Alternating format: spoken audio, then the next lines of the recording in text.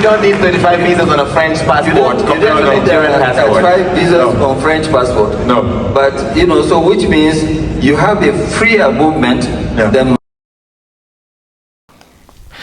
I say, there is a lot of pressure now going on the internet, and people are calling for what they call a borderless Africa, and I don't understand. The likes of Sarkodie, the likes of Wodemaya, the likes of Stonebuoy are all calling for a borderless Africa now, and I don't know what you're thinking. I'm going to give you all the gist that you need to know about why Stonebuoy, why Sarkodie, why Wodemaya, and all the likes like Dangote are all calling for a borderless Africa. This is GH League 24. If today is your first time joining us, make sure that you look down there, hit the bell notification icon, and please subscribe to the channel. Share this video and let other people also come and give their own comment about whatever is going on. Now let's get into the matters proper. Your Excellencies, distinguished head of states, business leaders, innovators, creators, and my fellow Africans. I stand before you today not only as an artist, but as an African who believes that this generation has a responsibility to finish the work that history left incomplete. Africa is not short of talent. We are not short of ideas. We are not short of ambition. What we have been short of is access. Access to markets, access to capital, access to opportunity, and sometimes access to each other. Borders were drawn without us, yet decades later, they decide who can trade, who can travel, who can grow, and who must wait. This is why this moment matters. Make Africa Borderless to me is not a protest. It's not a complaint. It's a call to action rooted in economic sense, dignity, and Africa's self-belief. As creatives, we see this clearly. Music moves where visas hesitate. Art travels where paperwork delays. Culture flows freely across Africa, even when people and goods struggle to do the same. That tells us something. The African people are already borderless. Our system just needs to catch up. But let us be honest about who pays the price for this fragmentation. Is it the woman entrepreneur with a great product, discipline, and vision, who cannot reach customers across borders because the system works against her? Or is it the young African innovator with global ideas, building solution from bedroom or a co-working space, but boxed by regulations that limit scale? Is it the SME that employs our people, drives our economies, and carries our hopes, yet faces delays, costs, and uncertainty, simply for trying to trade within Africa? A borderless Africa is not about removing identity. It is about unlocking value. It is about turning innovation into industry, creativity into commerce, and ambition into shared prosperity. When women trade freely, economies expand. When youth scale across borders, jobs multiply. When SMEs move goods, services, and capital without friction, Africa becomes competitive. This is why I stand with the movement. Not because it sounds good, but because it works. Not because it's fashionable, but because it is necessary. Not because it is radical, but because it is long overdue. We cannot speak about single African markets while maintaining divided pathways. We cannot talk about prosperity while mobility remains restricted. And we cannot inspire the next generation if opportunities stop at the borders. This generation has a choice. We can manage fragmentation, or we can build integration. We can protect barriers, or we can unlock markets. And we can delay the future, or we can deliver it. So today, alongside leaders, entrepreneurs, women, and young people across the continent, I add my voice to a simple, powerful message.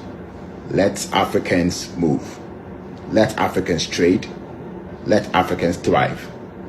The future of Africa should not need permission to cross borders. You know what time it is. Make Africa borderless now. Thank you. I go by the name Livingston Echekwane. I'm a proud Ghanaian youth. I believe that in this room is filled with policymakers and those who sign and write the futures of every individual on the continent, especially the youths, on papers. But it is time, now that we realize that the youth are gravitated to creative arts and entertainment. Therefore, please and please, we wish that you would actually make sure that you incorporate us in the policy making, and do make sure that you enforce these laws that will make Africa a brighter future. So when my father, chairman, calls on me to always be a part of this, I don't flinch. I make sure that with the influence that I have on the continent of Africa, especially Ghana being the home of APD, I make sure that I run to the call. And thank you for giving me the opportunity to lead this charter as one who came from the ghetto, who rose from the ranks, went back to school to get degrees and masters, so that I can be called upon at certain functions like this to still represent the youth of Ghana and Africa. Thank you so much. So I really want to call on all the youth watching me from across the continent and into the Caribbean to make sure that you grab this opportunity, sign the petition so that our futures can be bright. Because for all I care, everybody in this room has already made the most out of their life, and they're still putting it on the line to make sure that we get what we deserve. So the least we can do is to join in, use the same social media as a powerful tool to scan these codes and press on the links to sign up, so we can present this at the AU come next year. God bless you. So I decided to find out why are all these huge personalities trying to talk about borderless Africa, and it's going all over the internet, because we are also worried about the borderless Africa. Some people are also against the borderless Africa. So in going into details, I realized that there is a group that has come up that is called the African Prosperity Dialogue, and they were organizing a summit, and they have actually chosen some individuals who they have tasked them to speak about the borderless Africa, because for you to get an influence in some people's countries, you need some of the big names. So they chose the Stonebuoys, they chose the Sarkodies, they chose the Wodemayas to also put their voices on a borderless Africa.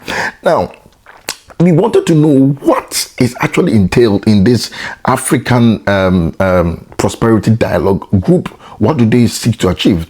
And you see, this African Prosperity Dialogue Group is a major African-wide economic and policy forum taking place between the 4th and the 6th, which happened just recently in Accra.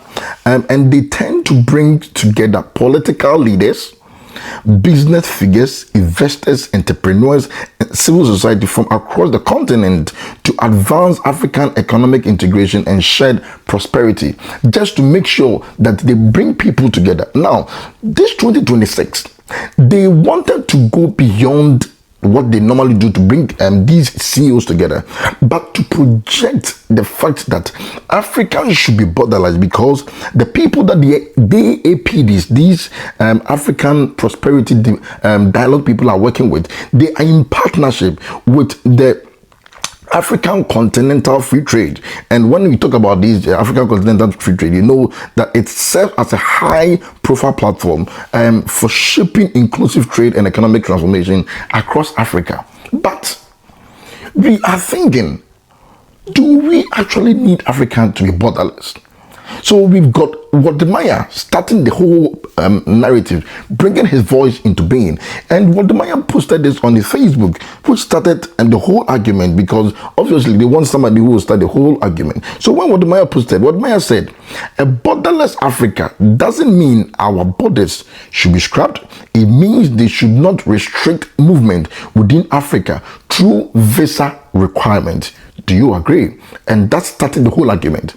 And everybody was commenting in the comment section if they agree, if they subject it, if they have any different opinions. And you could see that people were giving constructive criticisms on why Ghana and all the African continent should not be borderless. Some people were also agreeing that it should be borderless. Now, we also went ahead to look at why does this APD These African prosperity dialogue people are pushing for a borderless Africa. One of their main reasons why they are pushing for it is that they think that it will serve the colonial barriers that have persisted for a long time, that the colonialism that came since some years ago has put a lot of enmity and barriers between us, that we are unable to work within ourselves and trade within ourselves. So it will be able to break that barrier. Two, when we do not make Africa borderless, it limits our economic growth. It limits our economic growth. That is what they argue about. And the last part is that we are unable to realize potentials, because they feel that there are a lot of potentials in terms of artists, in terms of carpenters, in terms of architects, in terms of doctors, in terms of surgeons. We are unable to unearth real potentials within the African community. So most people will travel to the UK, the US, and as an African, go and then give all their talent to these people. And that is why the APDs started this. In all,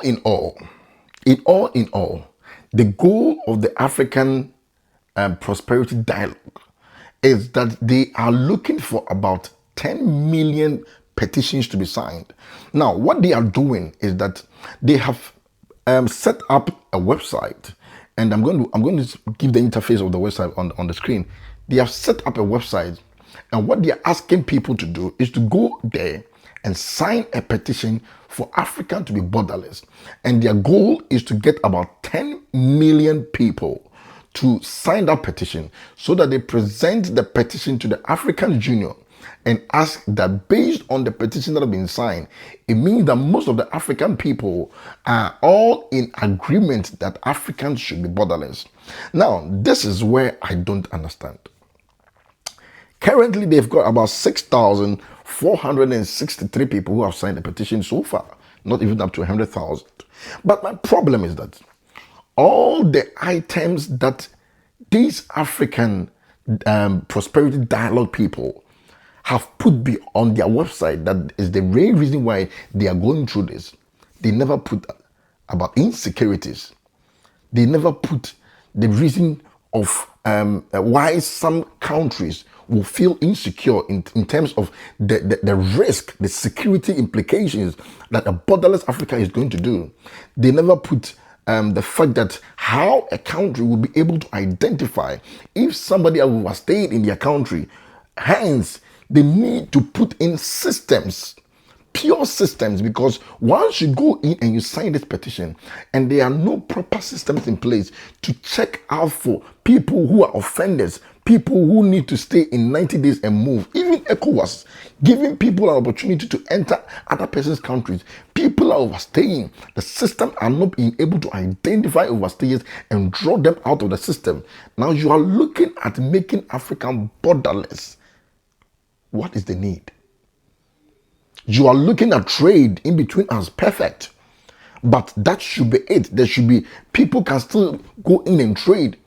There should be a way to limit the tightness of visas if somebody is coming to trade. But when we talk about people moving in, when Nigerians move into South Africa freely, Nigerians move into Ghana freely because we want the borderless Africa, and then they go and they misbehave, they go and kill other people, they go unalive other people, they go and misrepresent Africa anywhere, and you still talk about borderless Africa. I don't know if these individuals who have spoken, they do not see the security implications when Africa becomes borderless. I'm not the one to speak for you. You are an African. I am an African. Do you think as a Ghanaian? Do you think as a South African? Do you think as a Kenyan? Do you think as a Zambian? Do you think as somebody from Zimbabwe? Do you think a borderless Africa is the way to go? Or we need to sit down as every country to put in restrictive systems that will protect our borders very well against any sort of terror attack and terrorism that might be easily affecting every other African country. Because mind you, Boko Haram can just enter any African country, do all sort of nonsense, and then go scot-free. This is GH League 24. If today's your first time, make sure then you look up there, hit the subscription button, hit the bell notification icon so that anytime I post anything, you'll be the first person to know. Charlie, I'm out. Let me show you one of the craziest things I've ever seen across my travels in Africa. Come closer. This is international boundary, no entry into Tanzania. I want to break this protocol for the first time. Ha! Habari yako? Hey! Uzuri sana. I went to Tanzania without a passport, no visa needed, and it's super crazy. We are on Masai Mara, and where I'm standing is Masai Mara. When I cross, welcome to Serengeti. This is crazy. Woo! Back to Mara. You know what? It's about time we break down these borders and put Africa together. Who created these borders? Let me know in the comment section.